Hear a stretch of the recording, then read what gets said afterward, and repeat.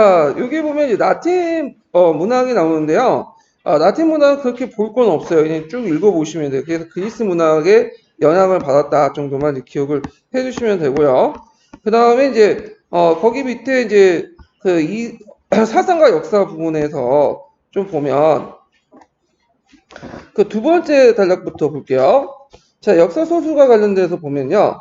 자, 역사 소설도 문학과 밀접한 관련을 가지고 있다. 대개 이제 서양의 그 역사 소설은 역사가 곧 문학이에요. 문학이죠. 문학이기 때문에 내러티브적 어떤 성격을 갖고 있다고 그 역조론에서 얘기를 했죠. 자, 많은 라틴 작가가 로마의 건국과 발전을 예국적인 견지에서 작품화했으며 순수한 역사 소설이 또한 라틴어 세련에 세련에 큰 공을 했다. 자, 여기 리비우스가 나오는데 자, 리비우스는 이제 로마 작가의 서술과 전설 토대로 142건의 건국 이래 로마서를 전술했고요. 그 다음에 타켄투스는 이 산문가로서 이제 그 당시 게르마니아라는 책을 썼죠. 그래서 그 당시 로마가 본래 기풍을 상실하고 점차 퇴폐했음을 기타하고 타켄투스는 이제 포에니 전쟁 이후에 기풍이 있고 점점 씩씩한 사람들은 다 죽었고 포에니 전쟁 그리고 겁쟁이들만 그 후손들만 남아있다. 그래서 이들 이제 비난하면서 이때 게르만족들의 원시적인 기질을 보고 여기에서 뭔가 새로운 이제 참신한 것들을 발견했어요. 그렇게 쓴 것이 게르마니아고요. 그 다음에 아까 이제 카이샤르의 갈리아 전기 있죠? 카이샤르가 갈리아 먼저 할 때 썼던 전기인데 이때 이제 그 게르만족들에 관련된 내용을 적어놨어요. 근데 여기 주의할 건 갈리아족들은 게르만족들이 아니에요. 예, 갈리아족들은 켈튼족의 일파요. 켈튼족의 일파다.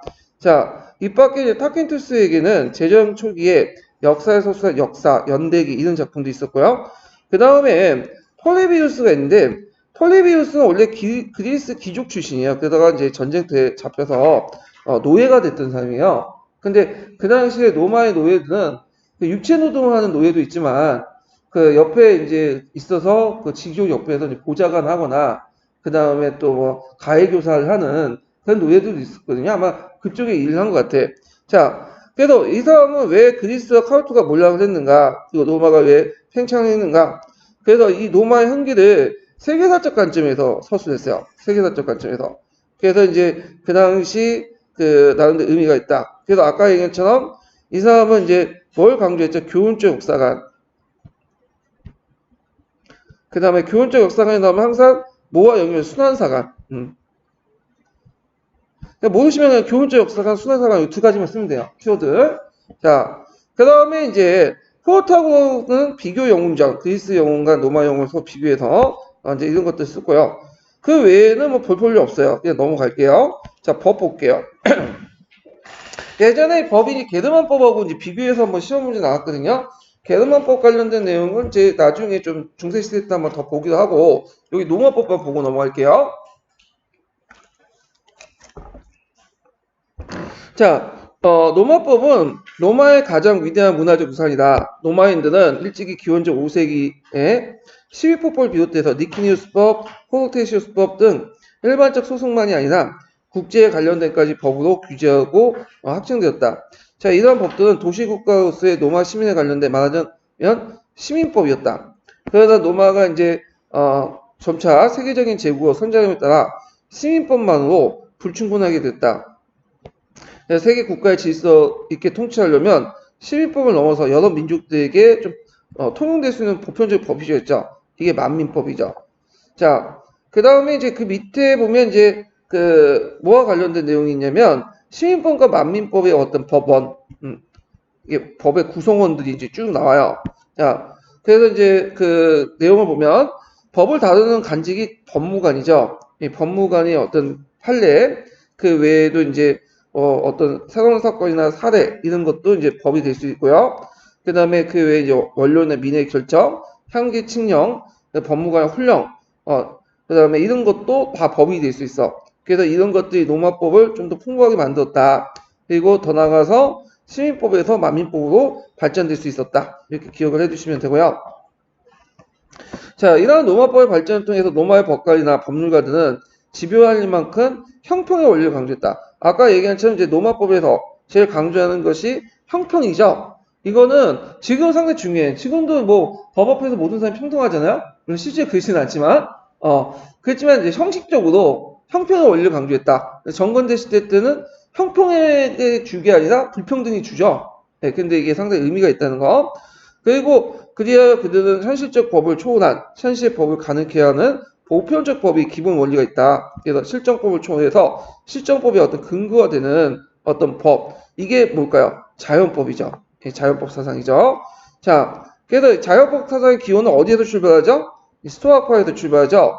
그래서 이걸 실제로 구체화시킨 사람은 키게르라는 사람이고, 이를 계승해서 자연법, 만민법, 시민법의 개념을 정립한 것으로 은 포악하게 유명한 카릴라카라 시대 때 법학자였던 울피아누스다. 이렇게 갖고 이제 있고, 그리고 이 로마법은 예전에 시험문이 나왔지만 동로마의 유스티나 황제에 의해서 6세기 때 로마법 대전을 만들었죠. 예. 그래서 이걸 또 유스티나누스 대전이라고 해요. 그래서 후세에 법칙이 매우 큰 영향을 미쳤다. 그때 이제 법칙에 영향을 미친 것이 예전에 시험문이 나왔는데, 민법이에요, 형법이에요? 민법이 발달됐어. 민법. 형법은 로마에서 발달하지 못했어요, 이거는요. 예. 그래서 이제 민법 같은 경우에 여러분들 이제 알다시피 뭐 개인 간의 어떤 다툼들을 다루는 거죠. 그래서 뭐 재산에 관련된 가족 관계, 신분과 관련된 이런 것들은 이제 민법에 속하는 건데 그 민법이 로마에 상당히 발전이 됐다. 이렇게 보시면 돼요. 자, 그다음에 미술과 예술은 뭐 건축은 미술 부분은 이제 그 볼 때는 뭐 볼 건 없고 그냥 모방했다 보시면 돼요, 그냥.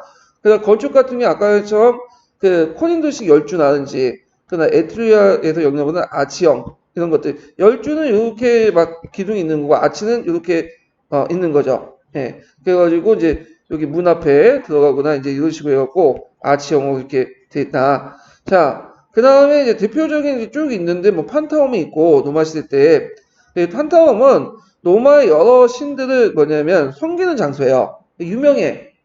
한번 지금 유적지가 남아 있는데 한번 가보세요. 나중에 로마 갈 때요. 자, 그 외에도 로마인들은 원형극장, 콜로세움 같은 목욕장, 그 개성문, 아까 목욕탕도 많이 만들었다고 했죠? 자, 그래서 이제 있고 그 외에도 이제 아까 이제 대표적인 원형극장이 로마의 콜로세움 이런 것들이 있다. 그리고 로마의 목욕탕 같은 경우에는 목욕장이라고 해서 그런데 하여튼 목욕탕 같은 경우에는 칼라칼라 시대 때 것으로 수천 명의 모여갈 수 있는 곳도 있다. 그래서 그 역대 황제들은 목욕탕을 기부했다고 했어요. 민중들에게. 예. 그래서 이 칼라칼라 형제 때 목욕탕은 지금은 그냥 유적지만 있지만 되게 유명해요. 그래서 교과서에도 실려 있어. 예.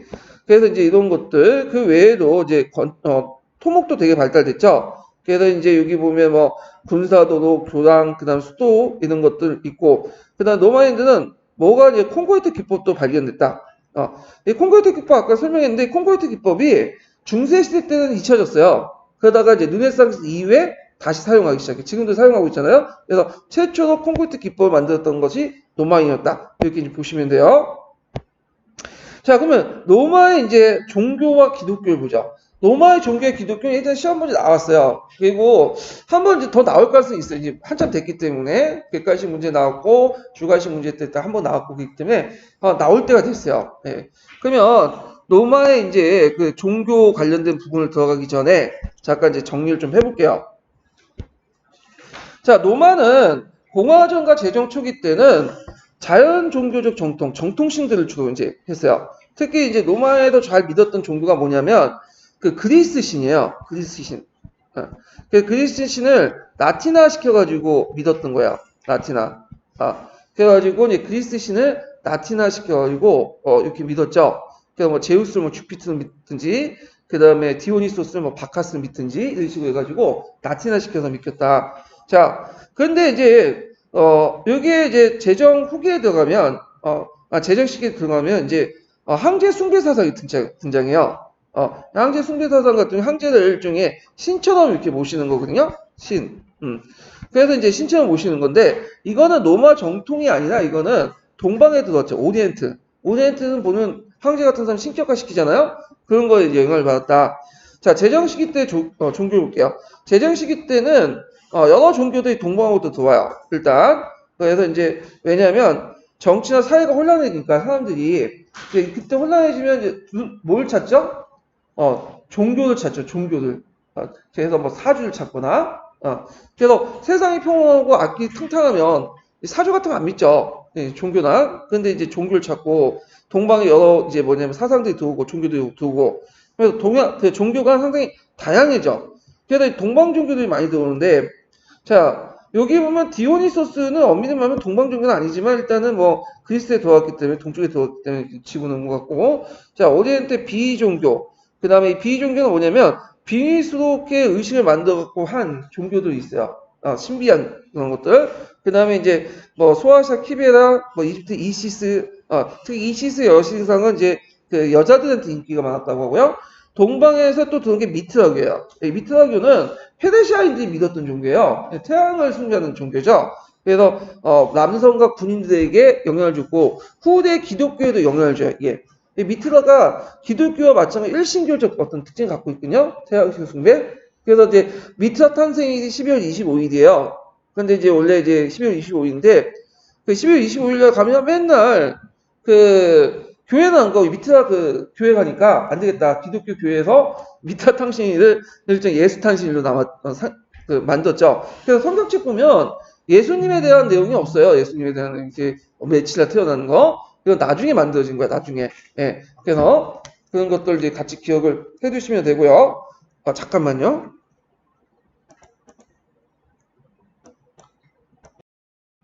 자, 그래서 이제 미트라교가 후대에 이제 기독교에 좀 영향을 미쳤고요. 그러면 이 동방 종교가 어떤 역할을 했냐? 일단 우리가 이제 성령을 받아들이기 전에 선종을 바탕으로 해서 받아들였잖아요. 그러니까 선종을 알아야지 그 성령을 받아들일 수 있잖아요. 마찬가지로 이게 일종의 선종 역할을 했다고 보시면 돼요. 이런 것들 동방 종교 요소를 좀 안 다음에 그 다음에 기독교를 받아들인 거예요. 예, 그런 역할을 좀 했다는 거. 자, 그러면 기독교를 볼게요. 자, 여기 보면 이제 기독교라고 하지 지금 기독교를 개신교로 이제 생각을 하시는 분인데 원래 이제 크리스트교를 음치한 게 기독교예요. 그러니까 기독교 안에는 개신교 외에도 카톨릭, 뭐 동방교회 등등 여러 교들이 있어. 예. 그래서 이제 여기 기독교는 이제 원식 기독교 이렇게 보시면 돼요. 로마 시대 때. 그러면 이제 기독교가 어디에서 나왔죠? 유대교에서 나왔죠. 그럼 유대교에서 왜 기독교 분리가 나왔냐? 일단 유대교는 엄격한 율법주의, 편협한 종족주의가 있고 그 다음에 이제 만민 평등 사상이 있죠. 기독교, 유대교에 없는. 그래서 이제 있고, 그리고 이 기독교는 이제 나중에 로마 제국의 강대한 정치 세력으로 이제 해가지고 확대돼 나갔다. 이렇게 기억을 해주시면 되고, 그다음 유대교와 기독교의 차이점 중에 두 가지 차이점을 기억을 해주시면 돼요. 여기는 이제 분리된 배경 같은 것들을 쓴 거고, 교육 차이점에서 보면 메시아가 예수라는 걸 믿어야 안 믿어요. 유대교는 안 믿죠. 안 믿어요. 근데 기독교는 믿어. 이게 차이점이야. 그 다음 두 번째로는 자, 기독교의 성경은 신약과 함께 뭐가 있죠? 구약이죠. 그러니까 신약은 신과 새로운 약속, 구약은 예전의 약속. 근데 이에 반해서 유대교는 구약, 이렇게 이제 있고 한 가지 추가하자면 대개 이제 구원의 대상이 달라. 유대교는 야훼가 누구만 구원해 준다고 했어요? 유대인들. 예, 일종의 이게 뭐예요? 선민사상이죠. 선민사상. 선민사상. 근데 보통 이제 기독교는 모든 사람들. 보편적인 거죠. 그래서 기독교가 세계 종교가 될 수 있었던 건 뭐냐? 두 가지 요건이 있는데 하나는 강력한 힘이에요. 힘이 있어야지 진리를 얘기할 수 있어. 세상이 진리라는 것도 힘이 있어야지 얘기할 수 있는 거죠. 그냥 두 번째 힘이 있다고 해서 많은 사람이 믿지 않죠. 그 안에 뭐가 있어야지 보편성이 있어야 돼. 근데 유대교에는 그런 게 없죠. 근데 기독교에는 뭐가 있는 거야? 보편적인 내용이 있어요. 그래서 이런 것들의 차이점이 있다. 이렇게 기억을 해두시면 되고 이 유대교와 기독교를 못하게 해갖고 나온 게 또 뭐야? 이슬람교죠. 네, 이슬람교도 여기에 또 영향을 받는데 또 차이가 있어. 얘네들도. 자, 그러면 로마가 처음에 기독교를 받아들일 때 어떻게 했냐? 원래 로마는 다른 종교에 대해서 그렇게 박해를 하지 않아요. 되게 포용적으로 다 받아들이는데 유일하게 기독교만 박해를 했어. 그 이유는 뭐냐면 두 가지 이유가 있어요. 자, 이거 꼭 기억을 해두셔야 되겠죠. 예전에 공사 기출문제 나왔던 건데 첫 번째는 황제 숭배 거부 사상. 왜 아세요? 황제 숭배를 거부한 이유는 뭐냐? 나 이외에 다른 신을 섬기지 말라고 십계명이 있잖아요. 자, 그 다음에 병역 거부. 그래서 전쟁은 안 된다. 근데 이거는 나중에 포기하죠. 이거는 이제 전쟁에 참여하면서 이제 하게 되고, 이거 외워두시고요. 그러다 보니까 이제 계속 박해를 받았고, 그러다 보니까 이제 어떤 죄가 됐냐면, 공식적으로 활동을 못하니까, 카타콤이라는 지하 공동묘지를 만들었어요. 그 다음에 십자가를 내걸 수 없으니까 물고기 있죠. 이 물고기 표시를 해갖고 자신을 나타났고, 자, 그래가지고 이제 있고, 그러다가 이제, 공인을 받죠. 밀라노 칠령 때, 그 국교화는 테오도시우스 때 하고, 국교화의 의미는 어떤 의미인가요? 이제 기독교 외에는 믿지 말라는 거야. 종교 믿으면 이제 탄압받는 거야. 그런 것들이 특징이 있다. 자, 그러면 이제 뒤에 넘어가서 전파 과정을 볼게요. 이제 구체적으로. 자, 여기에서 기독교 로마 제국의 폭을 바탕으로 교사학생인데 대표적인 사람이 바울이라든지 그 다음에 베드로 다 이제 성경책에 있는 사람이고 기독교인들은 다 알 거예요. 저도 이제 예전에 기독교인이었거든요. 지금도 이제 자칭 기독교인인데 교회 가면서 이런 사람들 많이 들어봤어요. 그래가지고 이제 특히 이제 베드로가 어디에서 순교됐죠? 로마가에서 순교했잖아요. 그래갖고 로마가 일종의 뭐가 성지가 된 거야. 기독교인들의. 자, 그 다음에 기독교인의 특징은 뭐냐면 도시 중심으로 발달됐고 기독교 공동체가 있어. 그래서 이 기독교 공동체가 상당히 중요한 역할을 하는데 이 당시에 이제 기독교 공동체 조직했던 사람들이 되게 보면 노마인들이야. 노마인들 중에 행정 관료 출신들도 많겠죠. 이들이 이제 뭐냐면 예전에 행정 조직을 만든 것처럼 기독교 조직을 만들었어. 그래서 지금 그게 카톨릭 그 조직 있죠. 개서적인 조직에 큰 영향을 주잖아요. 기독교 조직에. 그리고 제정시대 때는 그 로마나 국가가 어떤 공동체 역할을 못해요.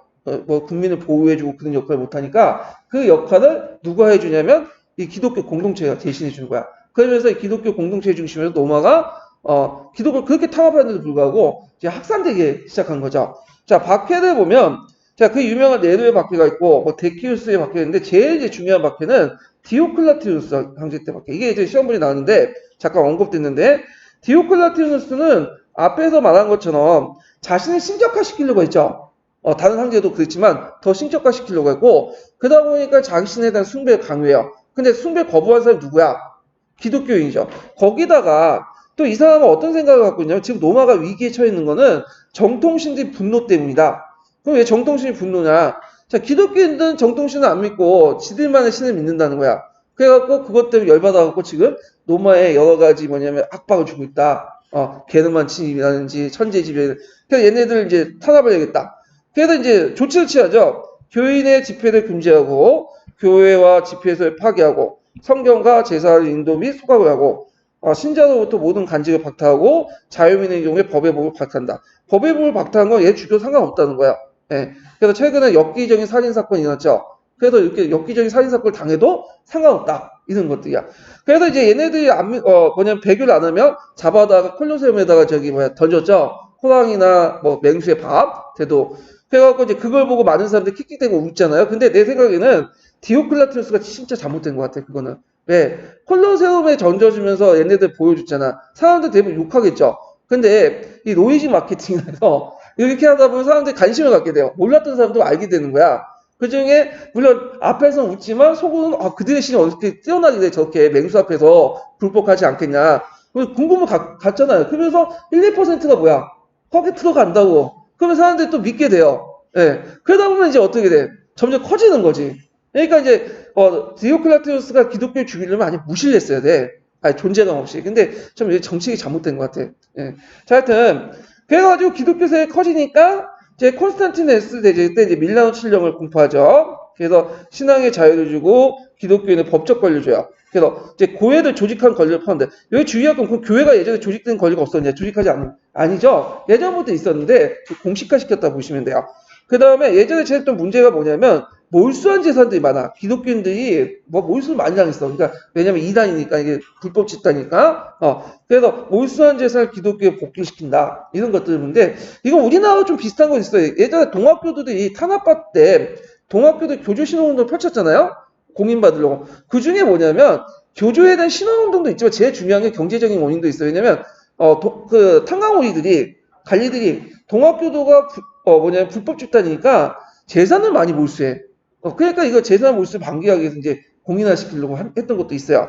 자, 하여튼 그래서 요거 밀라노 칠령하면 이것만 알더라고. 기독교 법적 권리를 인정해줬다, 공인시켜줬다. 근데 한 가지 더 쓰자면 몰수한 재산을 기독교에게 복귀시켰다. 이것도 같이 써주셔야 돼. 윌리엄 슐령에 있어요.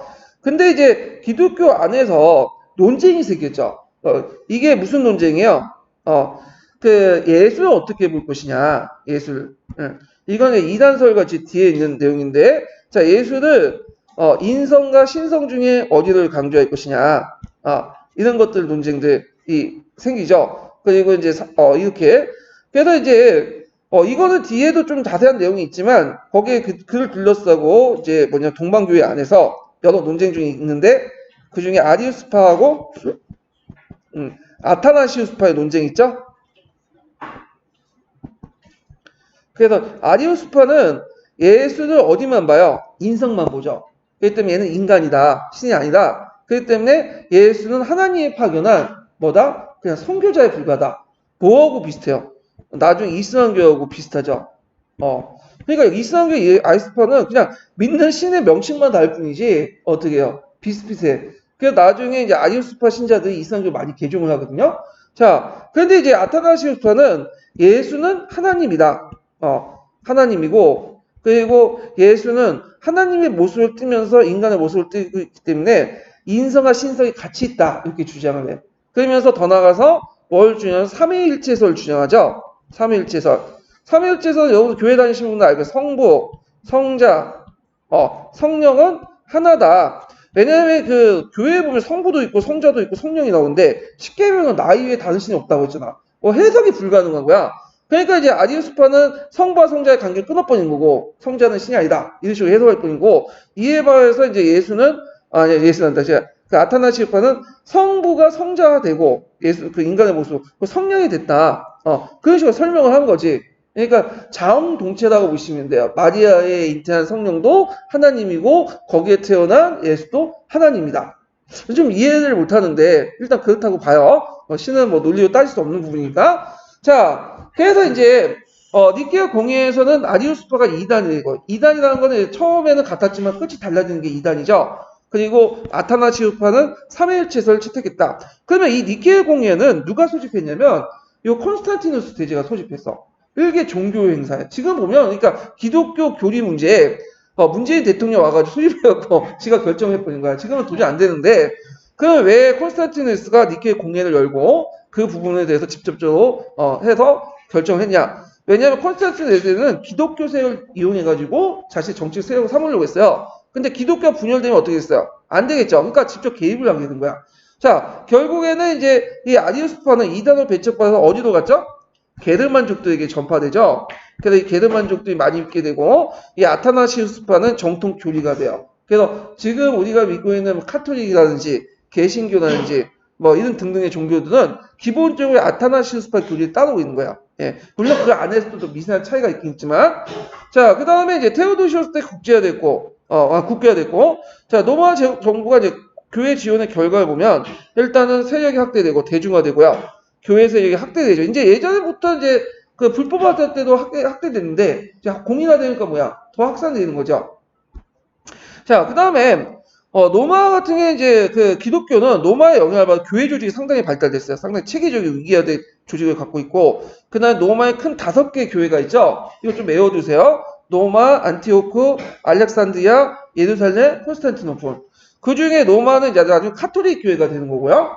그 다음에 이제 나중에 이제 뭐 성상 숭배 때문에 둘러싸고 이제 또 따로 나갔죠. 콘스탄티노플 교회는 오늘날 그리스 정교가 되는 거죠. 그 다음에 그 밑에 안티오코, 알렉산드리아, 예루살렘은 이 교세가 지금 거의 안 남아있어요. 다만 이제 동방교회라고 해서 콥튼교라고 해갖고 있어. 그래서 일부 종파밖에 없어요. 그래서 양대축은 로마하고 콘스탄티노프가 이제 수자 대주교고 그 수자 대주교 아래에 이제 대주교가 있고 그다음 주교가 있고 상당히 뭐냐면 그 상당히 체계적이에요. 그래서 지금 뭐 카톨릭이라는 그리스 종교 같은 경우는 상당히 체계적으로 운영되어 있잖아요. 근데 이에 반해 개신교는 이제 각기전파죠. 네, 막 부분이 독립돼 있고. 자, 그래서 이제 그 중에 5명의 수자 대주교 중에 대주교의 대주교가 누구냐면 교황이라고 하는 교회의 황제라고 부르는 그래서 누가 로마 수자 대주교야. 그럼 로마 수자 대주교가 왜 5명의 그 수자 대주교 중에 제일 위에 있었냐? 이것도 외워두셔야겠죠. 일단은 베드로가 로마 교회를 창건했고 죽었다는 설, 순교했다는 설. 이게 있고, 그 다음에 일단 로마 제국의 중심지가 어디예요? 예, 로마죠. 그러니까 서방교회 실제 교회 관리자고, 그다음 그리스도의 순교지였다 이렇게 보시면 돼요.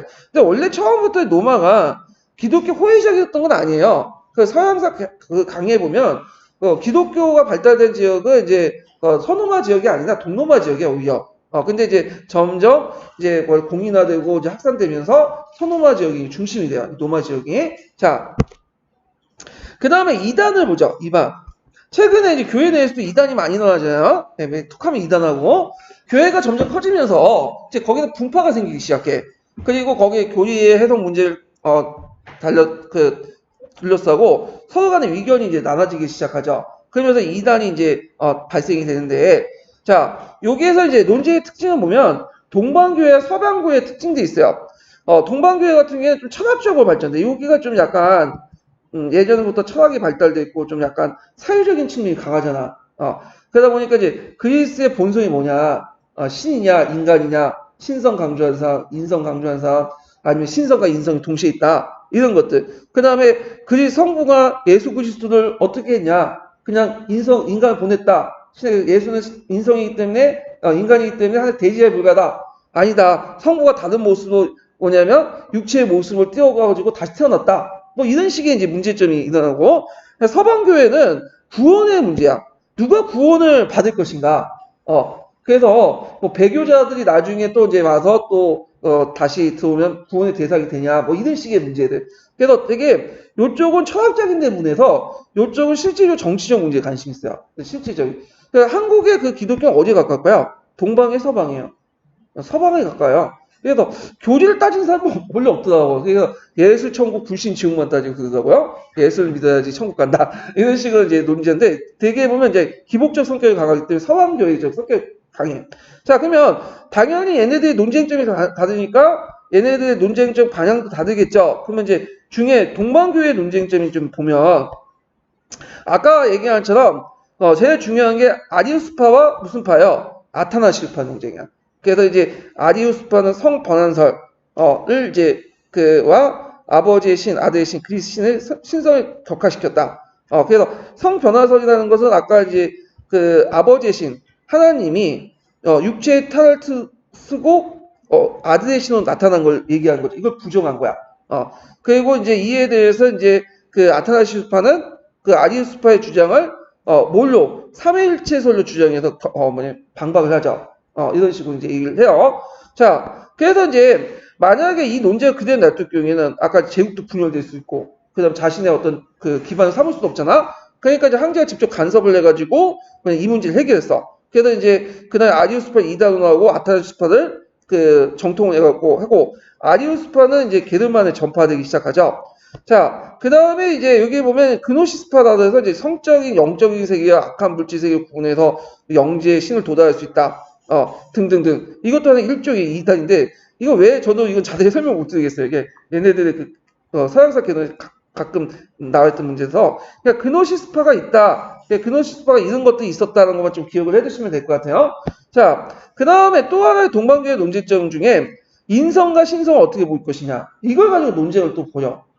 자, 그래서 이제 앞에서 뭐 아리우스, 아타나시파 논쟁도 있지만 여기도 또 뭐냐면 단성론자하고 네스토리파 논쟁이 또 있어요. 다 이단이에요. 이들도. 그래서 네스토리오스파를 이성론자라고 하거든요. 이성론은 뭐냐? 자, 예수가 두 가지 성격을 가지고 있다. 신성과 인성을 동시에 갖고 있다. 근데 그러면 뭔가 있을 것 같죠. 근데 이 이성론자의 의견이 정통 기독교와 달라요. 왜냐면 얘네는 예술 두 명을 봐. 근데 정통에서는 한 명만 보죠. 이게 좀 달라. 그래서 얘네들은 인간의 예수와 신의 예수. 그러니까 하나님의 그 지금 내려온 예수는 인간 예수고, 그 다음에 그 위에 지금 하늘나라에 있는 예수는 뭐야? 신의 예수라는 뜻이야. 그러니까 예수가 두 명이야. 그러면 인간 예수는 이제 뭐가 되는 거야? 얘는 인성이죠. 지금 우리가 성경책에 나와 있는 건 인성은 인성이다. 그리고 신의 예수는 저쪽 하늘나라에 있다. 우리도 이해가 좀 안 되죠. 근데 얘네들이 그렇게 주장을 해요. 그래서 이게 이제 나중에 이제 뭐냐면 그 이단으로 에페소스 공회에서 이단으로 규정을 받고 탄압을 받아. 그러니까 얘네들이 이제 여기에서 활동을 못 하니까 대신 외국으로 빠져나가죠. 그러면서 이제 중국에서는 대진교단 이름으로 이제 알려지게 되죠. 이게 무슨 파냐면 네스트 유스파요. 네스트 유스파. 이 네스트 유스파는 언제 들어와요? 중국에서. 당나라 때 들어오죠. 당나라 때 대진사, 대진경보사 이렇게 있잖아요. 신라에도 그 유문이 있어요. 지금 신라에서 들어왔던 설도 있고. 근데 나중에 이제 정통교진 카톨릭은 언제 들어오죠? 중국에? 원나라 때 들어오죠. 원나라 때. 자, 근데 이 네스토리오스파 이성론인데 또 단성론자도 있어요. 단성론자는 뭐냐면 인성을 거꾸로 이제 인성은 부정하고 신성만 인정해. 이 파가 지금도 이제 동방교회 쪽인 코툰파가 있어. 코툰파. 지금 이집트나 중동에 믿고 있는 동방교회인데 지금 소수 종교파예요. 이른파도 있다. 그래서 칼빈도 공의에서도 이제 뭐냐면 이것도 이단어 보죠. 그래서 이제 어떤 식으로 그리스도는 신성과 인성을 가진 진정한 하나님이며 동시에 인간이다. 그러니까 신성과 인성을 가지고 있고 성부, 성자, 성령이 삼일체다. 이게 정통 권리다. 이제 다 하면서 나머지는 다 뭐냐면 네스티우스파나 뭐 당성론자 다 이단으로 결연해버려요. 그래서 나중에 이 당성론자의 불만을 갖고 나중에 이슬람 지역에 이제 그때 개종의 배경이 됐다. 뭐 이렇게 좀 기억을 해두시면 될 것 같아요. 자, 그래서 이제 있고 그 다음에 서방교회 논쟁을 볼게요. 서방교회 논쟁은 구원을 받느냐 안 받느냐는 거지. 천국 가냐 마냐 이런 것들인데, 자 서방교회에서 이제 그 당시 그 앞에 있었던 이제 공인하기 전에 막 탄압을 받았잖아요. 근데 그 탄압을 건지지 못하고 그 예술 번인 사람이 등장해요. 이 사람들 뭐냐면 배교자예요. 배교자. 그래서 이 배교자 수용 문제로 해가지고 싸움이 일어나요. 그래가지고 이제 이때 이걸 이제 수용해야 된다. 노바티우스파와 그 다음에 이들을 이제 수용 안 해야 된다는 게 노바티우스파와 그 다음에 코로네우스파는 수용을 해야 된다. 그래서 결국에는 어떤 식으로 하냐면 배교자 수용을 인정을 하죠. 그래서 배교자 수용을 하지 말자고 하는 그 노바티우스를 분리시키죠. 왜냐하면 사람이기 때문에 실수할 수 있다. 실수하고 예수님도 그 실수를 다 인정하고 그러지 않냐. 근데 왜 그 조금 이제 부정했다고 해서 그 뭐냐면 그들을 내치냐. 심지어는 베드로도 몇 번 부정했죠. 하나님을, 예수님을 3번 부정했잖아. 이 사람 배교한 거지. 그래갖고 결론을 내요. 그 다음에 도나투스파는 이제 이렇게 있는데 페라키우스파는 있어요. 자, 그래서 이제 그 여기 보면 도나투스파의 논리는 뭐냐면 이것도 이제 뭐냐면 박해를 받을 때 신앙을 시키지 못하는 다 뭐냐면 이 사람들 순수하지 못한 사람과 타협을 한 사람이다. 그래서 자신만이 순수한 사람이다. 그래갖고 박해를 받을 때 신앙을 지키지 못한 사람들은 복권 문제에 이의 제기하고 순수하지 못한 세상에 타협을 거부하 자신들, 그러니까 끝까지 탄압을 받으면서도 종교를 지켰던 사람이 자신만이 순수한 거다.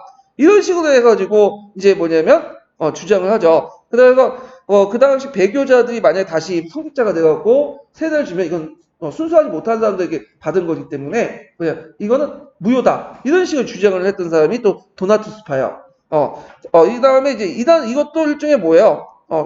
이단으로 취급받아요. 그 다음에 페라기우스파는 뭐냐면 이 사람들은 뭐냐면 엘리트 종교를 주장하는 사람들이야. 소수에만이 사람을 완벽한 삶을 할 수 있고 인간의 자유의지고 나머지 애들은 아니다. 그래서 이 소수의 인간의 자유의지를 가지고 있는 사람만이 뭐냐면 이 교회를 이끌고 그 다음에 하나님의 어떤 영도를 이끌 수 있다. 이런 식으로 이제 뭐냐면 주장을 했던 바인데 이들 파도 있죠. 그 당시 이제 아까 얘기했던 그 노바티우스파, 그 다음 도나투스파, 페라기우스파 이런 사람들은 다 뭐가 나중에 이단으로 취급받아요. 그래서 이 이단을 결정했던 사람이 누구냐면 뒤에 그 유명한 교부였던 그 누구야 아우구스티누스가 이제 이걸 참회론에서 이제 비판하면서 이들 이단으로 규정했죠. 그 참회론의 내용이 거기에 있어요. 자, 그러면 이제 뒤에 넘어가서 거기에 보면 이제 교부가 있는데 교부는 그 당시 이단이 막 그 등장하고 이교들이 막 공격을 하니까 교리적으로 뭔가 확고하게 어떤 그 세부적으로 이걸 논의할 필요가 있어. 종교하게. 그래서 이걸 그 교회 논리를 정립한 사람이 교부라고 해요. 그래서 교회도 옹호하고 교회를 정비하는 데 노력한 사람들 그리고 이교도나 이단설부터 교회를 지키고 정통적 신앙과 교리 확립에 크게 공헌한 사람들 얘기하는데 자 이들이 등장한 배경은 이교도의 공격 그 다음에 교회 내부의 이단설 등장 이런 것들 볼 수가 있죠. 두 개도 볼 수 있는데 자 그중에 그 서기에서는 여러 교구들이 나오는데 그건 사람들이 너무 띄고 제일 중요한 사람이 누구냐면 아우구스티누스죠. 네, 성 어거스틴인가? 네, 이렇게 그죠. 그래서 이 사람이 쓴 유명한 책이 두 권 있어요. 참회도과 신궁도라는 책이 있어. 자, 참회도는 만이교의 성과 악의 이혼을 반박해요. 이걸. 근데 이 사람이 이렇게 반박할 수 있었던 게 뭐냐면 아우구스투스가 예전에 한 40 이전까지는 만이교 신자였어요. 그래서 이 사람은 이제 만이교 신자고 이단에 빠져 있고 술과 도박에 빠지고 여자에 빠져 있던 그 사람이거든요. 근데 이제 어머니의 설득과 이런 것 때문에 이걸 버리고 이제 참신한 기독교 신자가 된 거야. 그러니까 극단에 있었던 사람이 또 극단 가면 되게 무섭잖아요. 그러면서 예전에 자기 모습을 보고 막 이제 공격을 한 거야. 이 사람이. 자, 그래서 만이교를 비판하고 그리고 각종 이단을 그냥 비판해. 그래서 정통교주를 채택해요. 그 이단 비판을 중에 도나투스 같은 경우에는 기독교인들 스스로 결백해야 되고 죄인들과 함께 생활하면서 그들을 계도하고 바른 길을 인도할 수 있는 능동적인 자세를 견지하면서 순수하지 못한 사회를 포용할 필요가 있다. 아까 말처럼 비록 그들이 죄를 졌더라도 하나 예수님이 모든 사람들 죄인까지 다 포용하지 않았냐. 또 우리가 지금 존경하는 베드로조차도 3번 부정하지 않았냐. 근데 예수님 포용했는데 너희들 왜 포용 못하냐. 그리고 이런 것들 내면서 비판하고 페라기우스 같은 경우는 이들 엘리트 중심의 비판을 하죠. 이들은 이들이 뭘 주장해요? 자유의지를 주장하잖아요. 근데 자유의지가 있어요, 없어요? 인간은 선악과를 따먹은 순간부터 모든 사람의 자유의지가 없는 거야. 그리고 신의 의지에 인간의 의지가 인간의 의지가 예속화돼 있죠? 이게 이제 원식 기독교 사상의 철학이에요. 이거는 플라톤 사상이 바탕을 둔 건데, 플라톤 같은 경우에는 이제 뭐예요? 이데아와 현상계가 있고, 현상은 이데아의 종속물이다. 그러면 신의 의지와 인간의 의지를 때 인간의 의지는 신의 의지에 예속화됐고 종속물에 불과한데 무슨 너네들이 뭐냐면 인간의 이성을 가지고 자유의지를 가지고 있나? 다 이단이다. 그리고 인간은 자유의지가 없고 너네들이 구원을 해주는 게 아니라 너네들이 자유의지를 가지고 뭐 교회를 개혁하고 구원해주는 게 아니라 구원의 존재는 누구다? 하나님만 할 수 있다. 그래서 하나님이 이미 얘가 천국에 갈지 지옥에 갈지 뭘 할지를 다 결정한다. 그 유명한 무슨 설이에요? 예정설. 그래서 우리가 예정설 하면 칼뱅만 생각하는데 칼뱅의 예정설은 예전에 했던 거를 그냥 정리해서 제시만 해준 거고 실제 그걸 처음에 주장했던 사람이 아우구스티누스야. 그래서 우리가 이제 나중에 종교개혁할 때 그 개신교들의 논리가 되게 어디에 바탕을 두고 있냐면 원시 기독교 철학, 그 아우구스티누스 철학의 바탕을 플라토 철학을 바탕, 그 아우구스티누스의 철학에 바탕을 두고 있다. 이렇게 이제 보시면 되고요. 여러분들이 선생님 될 것인지 안 될 것인지 자기의 의지가 중요한 게 아니라 뭐죠? 신이 미리 결정한 거야. 그럼 인간의 의지는 뭘까요? 신의 의지에 영향을 받고 열심히 한 거죠. 그렇게 해석을 하는 거죠. 예. 그 다음에 신궁론인데 신궁론 왜 이렇게 이제 했냐면 그 당시에 로마가 고투족이나 이제 공격을 받았어.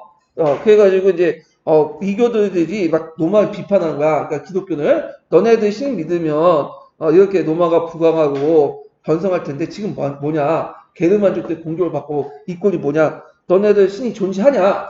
그러니까 이제 이에 대해서 이교도의 공격을 받고 했으니까 방박을 해야 될 거 아니야. 그래서 쓴 책이 신궁론이야. 그래서 앞에 참여는 이교도와 관련된 거고, 그러니까 이단과 관련된 거고, 요 신궁론은 이교도가 관련된 이교도의 공격을 받고 이제 쓴 책이야. 자, 그래서 이제 그 내용을 보면요. 요거에서 이제 볼 게 뭐냐면 여기에서 이제 그 변주법적 방식이 나와요. 변주법적 논리가. 변주법적 논리는 뭐야? 정, 반, 합의 논리죠. 그러니까 우리가 이제 해겔이 처음 만들었다고 보는데 그게 아니라 해겔은 그걸 철학적으로 좀 정리했던 거고 처음에 기독교 사상에서 보이는 거야. 자, 그 내용을 보면요. 자, 전반부에는 기독교의 비난에 대한 반박을 해요. 그 이교도들이 비난한 거. 그리고 이제 나름대로 기독교 입장에서 그리스도교의 역사를 이제 정리하는데 이때 이제 번주법적 방법을 동원을 하죠. 그래서 이제 얘의 논리에 따르면 아담이 신의 명령을 거부하고 낙원에 추방하죠. 그러면서 인간은 선악과를 따먹어서 뭐가 되는 거죠? 죄가 생겨. 그래서 이제 이 인간은 원래부터 선악적인 존재죠. 선악설이고.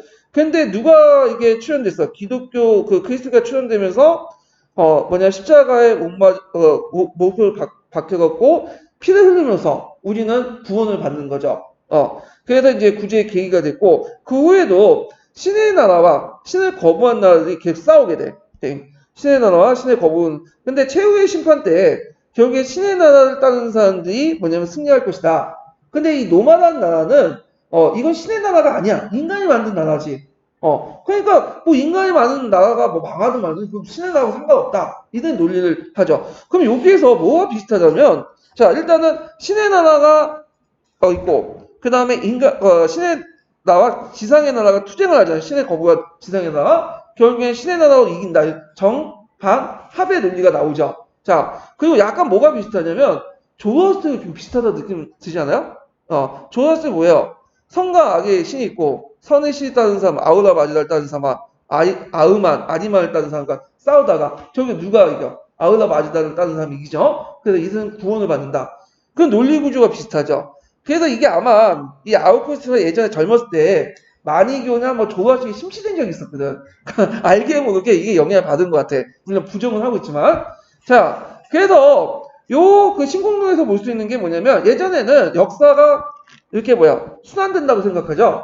근데 이 신공론은 뭐냐면 역사가 발전된다고 보면 돼. 그래서 신의 나라와 신의 거부와 인간의 나라 싸우다가 결국에는 뭘로 이렇게 한다? 신의 선택한 나라가 승리해서 신의 구원을 받는다. 그래서 직선론적, 발전론적 사관이 들어가 있어요. 그러니까 동적인 역사가 있다. 그래서 나름대로 우리가 생각하는 진보적인 어떤 사관은 아니었지만 나름대로 직선적인 사관을 가지고 있었다. 그 다음에 이제 이 아우크리스 사상은 그 당시 역사가 신학적계는 중세교회와 신학의 토대가 됐다. 교부 철학이 토대가 돼요. 그래서 이 플라톤 철학의 영향을 받고 그것이 바탕으로 아리스토텔레스 철학이 있고 그 아우구스티누스 철학이 있고 그 아우구스티누스 철학이 후에 중세 초기 때 교부 철학에 영향을 주고요. 근데 이 교부 철학에 반대했던 것들이 뭐죠? 이 스콜라 철학이에요. 네. 스콜라 철학은 교부 철학을 바탕으로 해서 뭘 또 수용했어요? 인간의 의지를 강조한 그 당시 그 아리스토텔레스 철학을 수용했죠. 이건 나중에 얘기했지만 근데 이 스콜라 철학을 바탕 교회의 권한이 너무 커지니까 반대로 자신의 예전의 교부 철학 아우구스티누스를 다시 돌아가자고 하는 것이 뭐냐면 나중에 개신교죠. 그래서 개신교는 이 아우구스티누스 교부 철학 개신교 그러니까 플라톤 아우구스티누스 교부 철학 개신교 이렇게 연결돼서 보시면 돼요. 근데 지금의 카톨릭은 좀 경우가 달라. 자, 지금의 카톨릭은 교부 철학에다가 뭘 플러스 시킨 거다? 네, 아리스토텔레스 철학을. 그래서 인간의 의지를 강조해. 인간의 의지. 인간의 의지를 수행할 수 있는 사람이 누구야? 교회, 성직자죠. 그러니까 뭐가 합리화될 수 있는가? 칠성사를 합리화시켜버린 거지. 그러니까 구원을 받으려면 신을 믿는 거 외에도 뭘 받아라? 교회에 가서 칠성사를 받아라. 성사를 받아야지만 카톨릭에서 교회에서 구원을 받을 수 있어. 근데 개신교는 뭐야? 그냥 믿기만 하면 되죠? 예수, 천국, 불신지요. 그래서 제가 마음에 들어. 너무 간단해가지고. 그래서 저 교회 안 가도 집에서 많이 믿고 있어요. 지금. 그래서 죽은 후에 천국 가려고. 자, 그래서 이렇게 이제 교부에 대해서 이제 교부 철학에 대해서 이제 아우구스티누스 철학에 대해서 좀 얘기를 했고요. 그러면 관련된 이제 그 개론 내용을 좀 볼게요. 자, 로마의 정통적인 종교가 나오죠. 로마인들도 그리스와 같이 자연 종교적 정통을 갖고 있고 자연신은 신격한 다신교적 민족이다. 그렇기 때문에 후에 이제 그리스도의 올림푸스 신들의 이름만 라틴화시켜서 자연스럽게 받아들였다. 그리고 제정과 함께 또 뭐냐면 한계 숭배 사상도 있었죠. 자, 제정 후기에 들어가면서 정치와 사회가 혼란이자 운명의 여신을 예배하는 풍조가 널리 했고 그 다음에 이제 이소스를 얘기하는 거예요. 지금 운명의 여신 같은 경우에는 동방의 점선술 또는 계약할 수 없는 미래에 점치는 방법으로 유행했다. 왜냐하면 사회가 불안하니까 사람들이 종교나 점에 미치는 거죠. 그냥 종전의 자연신이나 황제에 대한 예배에만 만족할 수 없게 된 로마인들은 자 그리스 신비스는 디오니소스 이걸 로마명으로 뭐죠? 바카스라고 하죠. 그래서 제전을 큰 매력을 느꼈고 그다음 오리엔트 비종교 그래서 비밀스러운 의식을 통해서 어떤 것들을 이제 하는 종교가 로마에 크게 유행했다. 그 대표적인 종교가 소아시아의 키베라, 지모신, 그 다음에 이집트 이시스 이런 것들이 이것도 외워두세요. 예전에 시험문제 나왔기 때문에 나올 수 있어. 그래서 두 여신은 키베라와 이시스는 여성들 사이에 인기가 높았다. 그 다음에 이제 소아시아에 거쳐서 페르시아에 전파된 종교가 태양신을 믿는 미트라신이야. 그래서 미트라신 같은 경우에는 남성, 특히 군대 내 인기가 대단했다. 자, 이러한 민중들의 종교적 전향이나 교양 계급들이 신프라톤 철학에 호기심은 다 같이 제정후기의 로마인의 정신적 공허감과 참된 종교에 대한 갈증을 말해준다. 여기에서 민중들은 앞에서 이제 언급했던 종교를 믿는데, 교양인들, 지식인들은 종교보다는 어디에 빠져드는 신프라톤 철학에 빠졌어. 신프라톤 철학에. 그래서 이 신프라톤 철학은 뭐냐, 플라토 철학을 좀 추상화시킨 거야. 그래서 요 관련된 내용이 서양사 강의 내용이 있거든요. 근데 민중들 입장 올 때는 신프라톤 철학이 어쩌고 하고 떠나봤자, 못 알아듣죠? 그러니까 어디에 빠진 거야? 정신적 위안을 종교에서 찾는 거죠. 자, 그래서 이제 이렇게 있고, 자, 이렇게 이제 제정후기 때 로마의 어떤 정신적 공허감과 참된 종교에 대한 갈증은 기독교가 자랄 수 있는 기반이 되기도 했다. 특히 이제 앞에서 동방교회들은 기독교를 수용하는데 일종의 토양이 됐다. 이렇게 기억을 해두시면 돼요. 이 관련된 내용도 강의 내용에 있어요. 자, 그리스도교를 볼게요. 그리스도교는 이제 이슬람 민족 종교 유대교에서 나왔죠. 그래서 이제 유대교 같은 율법을 존중하고 사랑부터 탄생 유대교의 율법 존중부터 사랑의 종교, 이스라엘 민족의 구제단 쪽 민족주의에서 벗어나 세계 종교로 발전됐다. 자, 이러한 계기가 됐던 것은 예수 그리스도죠. 그리고 노만한 세계 제국 형성, 바울과 베드로 같은 전도가 있고, 그리고 이제 그리스 철학의 흡수. 그리스 철학은 무슨 철학이에요? 초창기 때는 플라톤 철학을 흡수했죠. 그래서 이제 나중에 원식 기독교 철학, 뭐 교부 철학, 아우구스트 철학 이런 것들이 나오게 되고, 나오나가서 나중에 이제 또 아리스토텔레 철학도 이제 중세 중기 때 흡수해갖고 스콜라 철학으로 이제 발전된 거죠. 자, 그 다음에 기원전 538년에 거의 50년에 거쳐 바빌론 유수에서 해방된 유인에서 해방된 고국에 돌아온 이스라엘인들은 이때 바빌론 유수에서 해방된 사람들은 유수에서 시킨 사람은 누구예요? 누구 왕이냐? 키로스 2세죠. 페르시아에 이것도 같이 기억을 해야지. 키로스 2세가 그걸 이제 시켜줬잖아요. 그래서 한동안 이제 유대인들은 키로스 2세를 메시아로 생각했어요. 그때. 자, 하여튼 이때 이제 고국에 돌아온 이제 이스라엘인들은 그 당시 그의 국력이 부진해서 페르시아에 이어서 알렉산더 대왕, 이집트 시리아 등 강대국의 압박에 시달리게 되었다. 자, 이러한 가운데 이제 정치적 압박 가운데 모세의 율법을 중심으로 엄격한 민족 신앙이 더욱 굳게 됐고, 자, 이스라엘 민족은 신으로부터 선택된 민족, 선민 사상이죠. 구세주 출현과 함께 더불어 현재의 고난을 벗어나 영광된 자리에 오르라는 그들의 선민 사상과 메시아 사상이 더 발전됐다. 그래서 이걸 이제 볼 수 있는 게 사회문서라고 해서 볼 수 있는데, 유대교의 일종인 SNF파가 있어요. 그 SNF와 관련된 거다. 이것도 같이 기억을 해두시면 될 것 같아요. 참고로 서양사 강좌에 보면 그 유대교 나에서 여러 파들이 있거든요. 바리새파가 있고 SNF파가 있고 막 등등 설명했는데 여기까지는 다 시험 문제 안 나올 것 같아. 거기 서양사 강좌 보면 거기 기독교 부분 상당히 많이 할애를 했더라고. 아마 그 저자분이 기독교 신자인지 몰라도 하여튼 그 기독교 부분이 많아요. 자, 하여튼 기원전 142년에 모처럼 시리아로부터 독립한 이스라엘은 얼마 안 가서 로마에게 이제 다시 정복됐고, 로마는 팔레스타인의 속주를 만들지 않고 헤롯 대왕에게 통치를 맡겼죠. 바로 이 헤롯 대왕 치세의 세대자 요한이 나타나 메시아 출현에 가까운 걸 예언했고, 그때 이제 요르단강에서 세례를 실시했다. 이분은 이제 그 나사렛 예수가 오더니 이제 그 요단강에서 뭐예요? 세례를 받았죠. 그 다음에 이제 이 사람이 원래 목수 출신인 거 아시죠? 예수님이? 그래서 30살 때 세례를 받고 죽을 때가 이제 못 박혀 죽을 때가 33살이야. 알렉산더는 몇 살에 죽었어요? 33살에 죽었죠. 예. 자, 하여튼, 위대한 사람들은 되게 30살 초반 다 일을 끝내는 것 같아.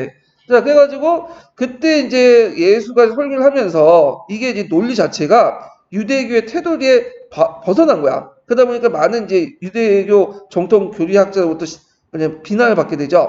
그 당시에 유대교는 두 개 파로 나뉘었어. 보수인 사두케이파라고, 좀 더 진보주의, 파리사이파가 아니라 바리새인이라고 하죠. 바리새인. 그런 두 개로 했는데 다 같이 미움의 발발을 사게 됐다. 그래서 제가 예전에 성경책 읽을 때 바리새인이라는 말을 많이 들어봤어. 그 바리새인을 막 욕하는 내용인데, 근데 이 바리새인이 유대교 안에서는 좀 진보적인 색깔을 띠고 있는 사람이에요. 하여튼 그 당시 이제 이 사람이 이제 막 공격을 받게 되죠. 원래 잘 나가는 사람들 또 싫어하는 사람도 되게 많아져요. 시기를 받잖아요. 질투 받고. 그러니까 이제 그 당시 그 로마 총독이 누구였어요? 빌라도였죠. 예. 그래서 이제 거기 십계명인가 빌라도의 뭐 고난을 받으사 이렇게 있잖아요.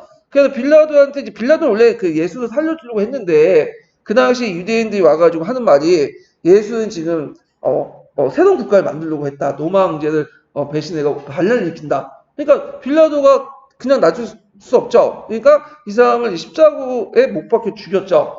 십자가형은 그 당시에 공공재 그러니까 공공의 반란을 일으킬 때 했던 사람들에게 했던 건데 예전에 스파르타쿠스 반란 때도 십자가형에 처해서 죽었어요. 예. 그래갖고 이제 했는데 여기에서 끝나면 이제 그 기독교 안 생겼죠. 그런데 부활이 남겼어. 여러분들 부활절에서 이제 계란 많이 먹잖아요. 3일 만에 무덤에서 나온 거야. 그러니까 그 밑에 있었던 12제자들이 놀란 거죠. 그래서 이제 그 당시 이 사람이 구세주다 이렇게 믿게 되면서 이거를 전파하게 되는데 모르겠어요. 이게 부활했는지 모르겠는데 믿어야죠. 기독교 신자로서 당연히. 예.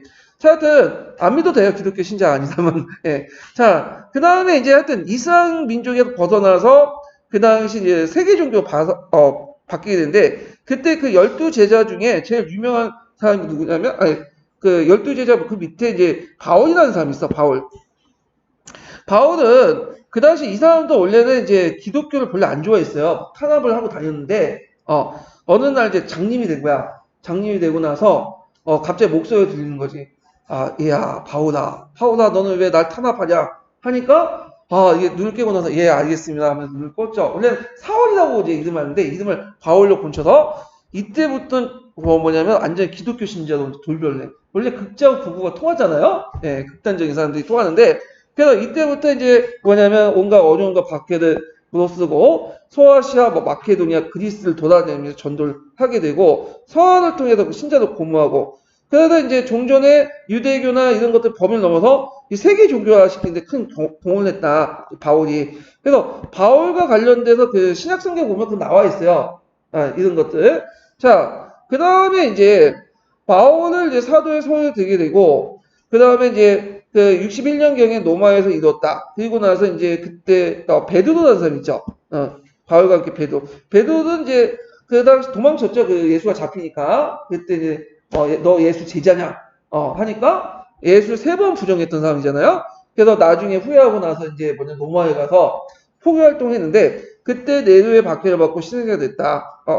그래서 이제 이 두 사람의 시생을 통해서 이제 그 기독교 학계에 나가고 아까 얘기했죠. 로마가 처음에는 기독교에 대해서 그렇게 관심이 없었어. 그냥 여러 종교를 하나 받아들였는데 문제는 그 교세가 확대됐다서 그 교인들이 보니까 황제 예배를 거부하고 병역 거부를 해요. 그러니까 이 두 가지 이유 때문에 박해를 받겠죠. 그래서 초창기 박해를 했던 사람은 네로죠. 이 네로가 왜 이 사람들 박해했냐면 전해지는 말에는 그 당시 네로가 이제 시를 되게 좋아했다고 해요. 술 먹고 시를 쓰는 거. 그래갖고 시를 쓰다 보니까 좀 심심한 거야. 그래서 예전에 알렉산더 대왕처럼 그 궁전 하나 태워야 되겠다. 페르세폴리스 궁전 하나 태웠잖아. 그래서 이 사람이 로마에 한번 불을 질러가지고 불을 지르해서 로마의 어떤 불탄 걸 보고 시를 짓겠다고 했나 봐. 그래갖고 로마의 대화제가 발생이 됐다고 그래요. 물론 이게 전해진 얘기야. 그러니까 이제 사람들이 이 얘기를 듣고 이제 의심을 한 거지. 그러니까 이제 이걸 피하기 위해서 네로가 내가 로마 대화제를 익힌 게 아니라 누가 익혔다? 기독교인들이 익혔다. 그러면서 이제 오늘 박해를 하게 된 거야. 자, 그럼에도 불구하고 계속 나가고 데키우스 때 한번 박해가 있고요. 앞에서 얘기한 건 디오클라티우스 황제 때 제일 박해가 많았죠. 이거 꼭 외워두세요. 요거 예전에 디오클라티우스 황제 때 업적으로 나온 게 있어. 오답으로 나왔어. 그래서 어떻게 나왔냐면 디오클라티우스 황제 때 기독교가 공인했다 하여튼 이런 식으로 나왔어. 그래서 이제 근데 박해를 제일 많이 받았어요. 그러면 그의 칙령 내용이 나올 수가 있겠죠. 그 칙령 내용 쓰라는 거. 그래서 교인의 집회를 금지하고 교회와 집회소를 파괴하고 성경과 재계의 인도 및 소각을 면하고 신자로부터 모든 간직을 박탈하며 자유민의 공에 법적 보호를 받는다. 이거 꼭 외워두세요. 이 칙령 나올 수가 있으니까요. 자, 하여튼 그럼에도 불구하고 나중에 계속 탄압을 받았지만 이제 뭐냐면 성장하게 되고 결국에는 이제 313년에 그 콘스탄티누스 때 기독교가 공인됐고 그 다음에 테오도시우스 때는 기독교가 이제 국교화됐다. 잠깐 이제 그 유리아누스 때인데 유리아누스의 배교자라고 하는데 그냥 기독교 입장에서 본 거야. 유리아누스가 원래는 기독교 믿었는데 이 사람이 이신교에 빠져갖고 이교도에 빠져갖고 기독교를 이제 뭐냐면 이교도를 부흥하려고 했어요. 근데 이때는 이미 기독교가 정통 종교가 되는 거야. 예전 이단에서 아무래도 혼자 황제가 힘이 강하다고 해도 이게 될 수 있어요? 많은 사람들이 믿는 종교들 결국에는 이단 부흥 노력은 실패했다. 부활 노력은. 그래서 아마 어렵게 나오면 유리아누스까지 나올 수 있어요. 이 황제가 누구냐? 그래서 이교들 부활 노력을 크게 했던 황제가 누구냐? 왜냐면 하도 그 이상한 부분에서 시험 문제 나오기 때문에 유리아누스도 외워두세요. 예. 그래서 그냥 못 외면 전후사전 못 외면 그냥 외워요. 그냥 이름만 외워도 2점짜리 맞출 수 있어요. 1점짜리. 자, 그 다음에 이제 신앙 밖에도 불구하고 이제 교세가 이제 계속 확장된 기독교는 교회 조직도 이제 커져 나갔는데 이때 이제 교회에서 이제 중요한 게 신자 모임이 지나지 않고 장로에서 운영돼. 지금도 교회 장로들에서 운영된 도시 많잖아요. 그리고 이제 주교, 그 다음에 대주교 이런 등등등 했는데 요 내용들을 보면 교회 조직이 대부분 뭐와 비슷하죠? 로마 제국 행정 조직하고 비슷해. 그래서 그건 이유가 뭐냐면 교회 조직 안을 짤 때 로마의 행정가 출신들이 많이 도와서 이걸 짰기 때문에요. 예. 그래갖고 상당히 체계적이야. 그래서 로마 같은 행정이 되게 발달했잖아요. 그 행정 조직이. 자, 그래갖고 이제 그 내용이 이렇게 쭉 있어. 그 중에 이제 볼 게 뭐냐면 그 중에 제일 큰 교회가 뭐냐면 교회 수장을 수자 대주교라고 해요. 그러니까 이 수자 대주교 5명 있죠. 로마, 안티오크, 알렉산드리아, 그 다음에 콘스탄티노플, 그 다음에 예루살렘 5개 외워두시고요. 그러면 수자 대주교 중에 로마가 왜 수자 대주교 점차 우위했으냐? 왜 이 사람을 교황이라고 불렀냐? 그래서 교회의 황제로 불렸던 이유 이것도 외워두셔야겠죠. 첫째, 둘째, 셋째 이렇게 하면 꼭 암기해 두셔야 돼. 첫째로는 일단 아까처럼 로마 교회가 누가 위해서 사도 베드로에서 건설됐고 베드로가 거기에서 순교를 했기 때문이죠. 그 다음에 두 번째로는 자 로마가 가장 오래된 예수라는 거 로마의 중심지였고 그 다음에 이제 있고 이런 것들 좀 기억을 같이 해주시면 될 거예요. 2가지 이유 이렇게 있고요. 자 그 다음에 이제 이렇게 그 교회 조직은 교세 확장과 시대적 요청과 필요에 따라서 역사적 성장했으며 로마 제국 행정 조직을 본받으면서 그 당시 그 점을 충분히 이용할 수 있었다. 자, 그리고 교리가 이제 성장하면서 이 당시 또 문제가 됐던 것이 뭐냐면 여러 가지 이제 교리 논쟁들 이런 것들이 쭉 이제 있었는데 자, 여기에서 이제 쭉 보고 하기 전에 성경이 나와요. 성경. 그래서 보통 이제 그 카톨릭에서 쓰는 성경을 뭐라고 하냐면 발가타라고 하죠. 발가타. 이거 외워두세요. 라틴어판 성경책 있어. 원래 성경은 구약하고 신약이 있죠. 구약은 뭘로 쓰여졌어요? 히브리어. 그 다음에 신약은 그리스어로 쓰여졌어. 그게 원판이. 그걸 이제 라틴어로 번역한 거야.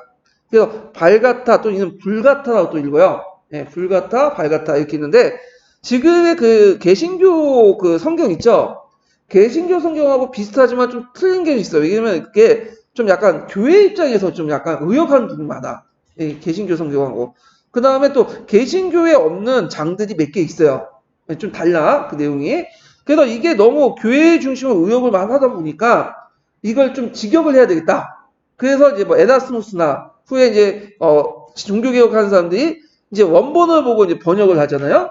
예. 자, 하여튼 이 불가타, 발가타 좀 내용을 외워주시고 그 다음에 교회는 이제 초창기 때부터 각종의 이단적인 교솔과 싸워야 되겠다. 그래서 이제 앞에 한 것은 그노시스파 이런 것도 있고 이게 초기 때 이제 이단이죠. 그래서 그들은 선적 영적 세계와 악한 물질 세계를 엄격히 구분하고 오직 영지에 의해서만 신에 도달할 수 있다. 이렇게 했는데 자 그래서 선한 영적 세계와 악한 물질 세계를 구분하는데 이원론적 특징을 갖고 있죠. 이원론적 특징은 되게 마니교나 조로아스토의 영향을 받은 거야. 그래서 되게 이제 그 후에 들어간 이단들을 좀 보면 약간 뭐냐면 마니교와 조로아스토 색깔이 강한 게 많아. 나중에 설명하겠지만 이단들 특징이. 자, 하여튼 이게 있고 그 다음에 아리우스파와 또 아타나시우스파의 논쟁이 있었다고 했죠. 아까 이제 설명을 했고요. 그래서 이제 그 논쟁들을 해결하기 위해서 그 당시 그 뭐냐면 콘스탄티누스 황제가 니케아 이제 수립을 했어. 니케아 공예. 그래서 이제 이때 아타나시우스파의 삼위일체설을 채택을 했다. 그 다음에 이렇게 있고, 그 후에 아리우스파의 주장은 사과되지 않고, 아타나시스파가 오히려 이제 역대하게 추방이 됐어. 그러다가 이제 뭐냐면, 이때 이 아타나시스파 논리가 마무리된 게 뭐냐면, 테오도시우스 황제 때 소집한 콘스탄틴 공의예요. 이때 니케 신조를 따라서 삼일제를 정통을 하긴 했어요. 그리고 아리우스파 이단을 규정함으로써 이 논쟁을 막을 내렸다. 그러니까 우리가 이제 알려지기로는 니케 공의회 때문에 알려졌는데 니케 공의회는 그 아리우스파 이단으로 이제 하고 아타나시파 3일제를 인정했고 이게 이제 후에도 옥신각신 하다가 최종적으로 마무리했던 것이 뭐냐면 테오도시우스 황제 때 콘스탄티노플 공의회다. 이렇게 기억을 해두시면 될 거야. 좀 문제 어렵게 나오면 콘스탄티노플 공의회 나올 수 있어요. 그래서 이런 식으로 나올 수 있겠죠. 아리우스파 2단, 아타니우스파 3일체의 정통교류에서 최종적으로 결정한 회의 하면 종교에 있으면 뭘 쓰셔야 되겠어요? 콘스탄티노플 공의회 쓰셔야 되겠죠? 니케 공의회가 최종적으로 결정이니까. 예.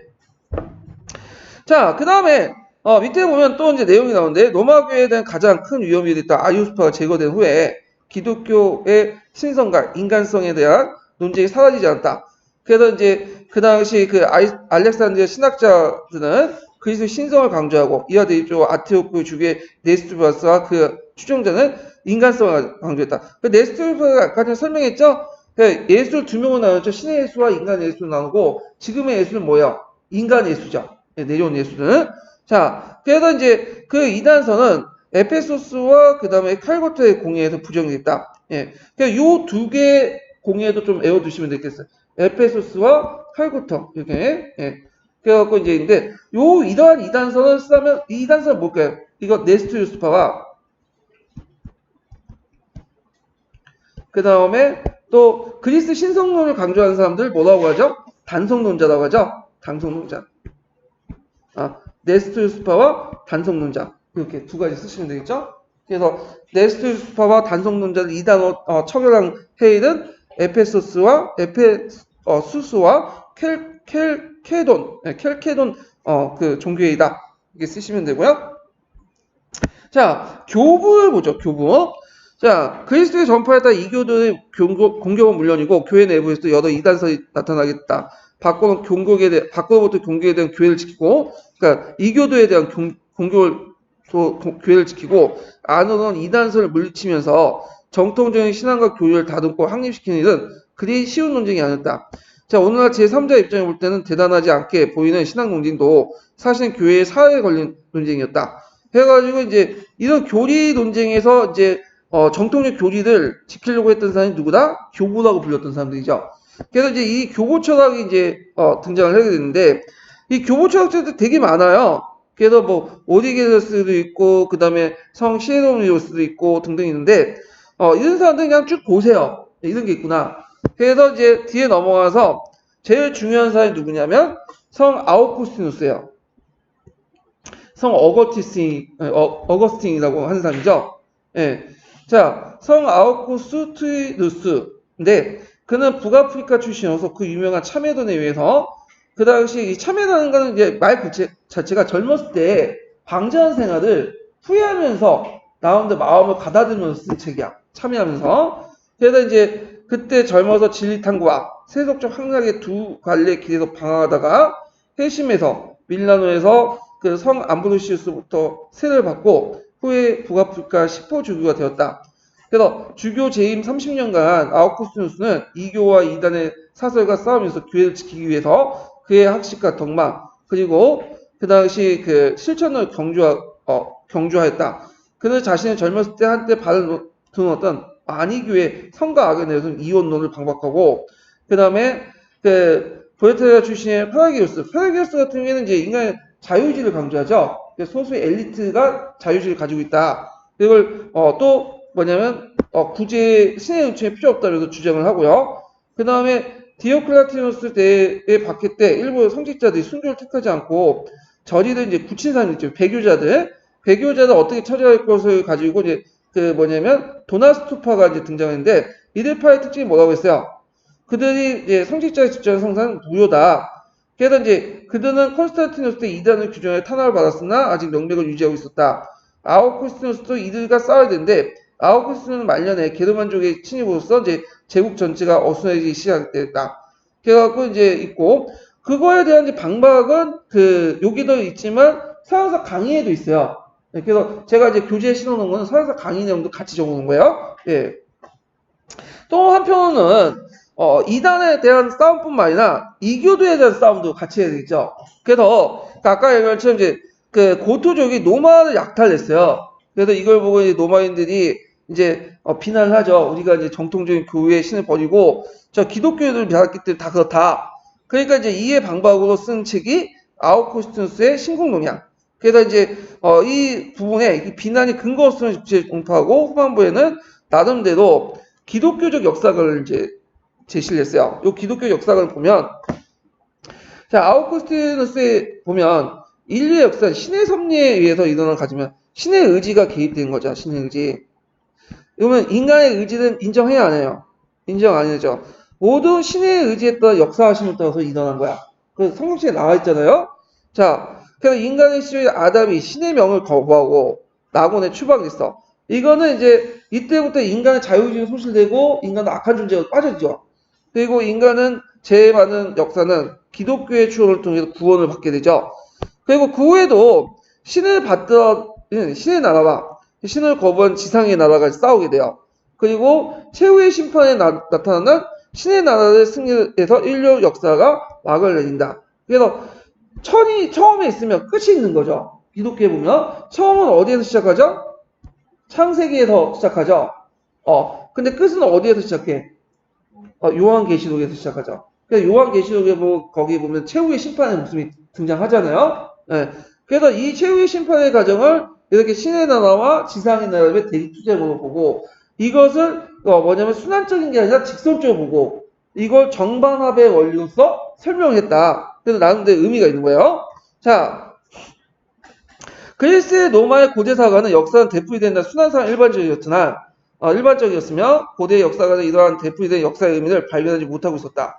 근데 이 아우구스티누스는 일단 순환상을 깨고 아까 말했죠 인류의 역사는 창세기부터 요한계시록을 가지고 이제 설명하면서 시작과 끝이 있으며 원죄에 의한 타락과 구제에 따른 신의 나라와 지상의 나라의 투쟁 결과를 매우 극적이고 동적인 역사를 제시했다. 그러면서 인류 역사는 궁극적인 의미는 신의 섭리에 있다고 밝혔다. 아우구스트의 이러한 역사관과 그의 신학적 견해는 어디에 영향을 중세 교회와 신학의 굳건한 토대가 있다. 그래서 무슨 철학이죠? 교부 철학이죠. 이 교부 철학의 완성판이 뭐냐면 이 아우구스티누스 철학이에요. 그리고 이제 어디에 또 영향을 주죠? 개신교 철학에도 영향을 주죠. 원식 기독교 철학이 여기 나오는 거죠. 자, 하여튼 아우구스티누스는 시폴랑에 달려온 반달죽의 아우성을 들으면서 숨을 거뒀다. 왜냐면 아우구스티누스가 어디서 왔던 사람이냐? 북아프리카에서 왔던 사람이죠. 그런데 북아프리카는 나중에 무슨 왕국이 세워졌어요? 반달 왕국이 세워졌잖아요. 요거 이제 연결시켜서 보시면 돼요. 그리고 지상의 나라 노마는 도초에 무너져 가고 있었다. 그러나 신의 나라 상징한 기독교 교회는 건강한 조직과 굳은 신앙심을 가지고 새로운 시대에 맞이했다. 그래서 중세시대 때 기독교가 국가의 역할을 대신하게 되죠. 왜냐하면 게르만이 침범하기 시기는 물론 형식적 국가나 있나 왕국이 있어도 기능이 제대로 못했어. 그러니까 이제 국가의 역할을 로마 후기 때부터 중세 중앙집권화가 되기 이전까지는 누가 한 거예요? 기독교가 한 거고 이걸 바탕으로 기독교가 로마사에 이제 확산이 된 거고 영적 세계도 군림하게 된 거죠. 자, 해가지고 이제 이렇게 해서 한번 로마 시대 때 기독교를 끝으로 해갖고 이제 고대에 관련된 내용을 다 한번 살펴봤고요. 자, 그러면 중세로 넘어갈게요. 중세로. 자, 우리 언제 시작했죠? 근데 45분에 시작하는 것 같은데? 네, 맞죠? 그럼 중세는 좀 쉬었다 할게요. 부분은.